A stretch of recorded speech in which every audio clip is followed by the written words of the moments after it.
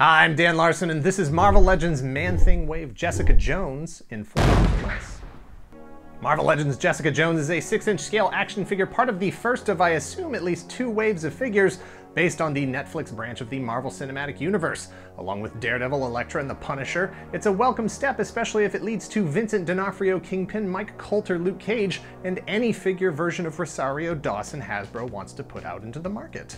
There's not a lot going on with this figure. Short version, it's a figure that kind of looks like Kristen Ritter playing the role of Jessica Jones, which isn't a flashy superhero identity like Iron Man or Captain America. No cape, no magic hammer, she's basically just a regular looking person with a black leather jacket and blue jeans on. Yes, that's part of the appeal, part of the realism of the character. It's part of what makes her relatable, especially in the Netflix series, but when it comes to action figures, it's a deviation from what we typically expect.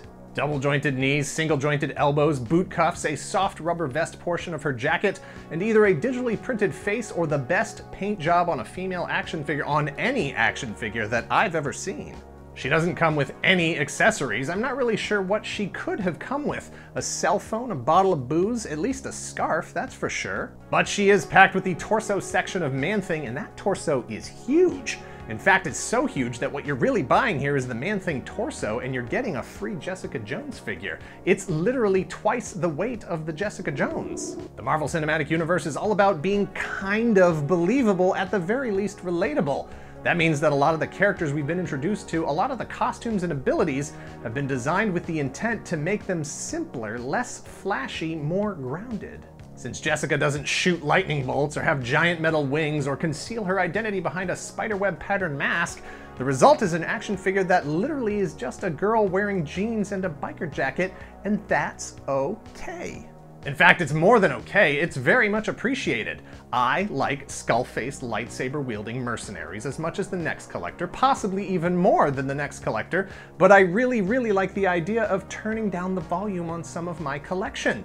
When everything you own is dialed up to 11, 11 doesn't sound so loud anymore.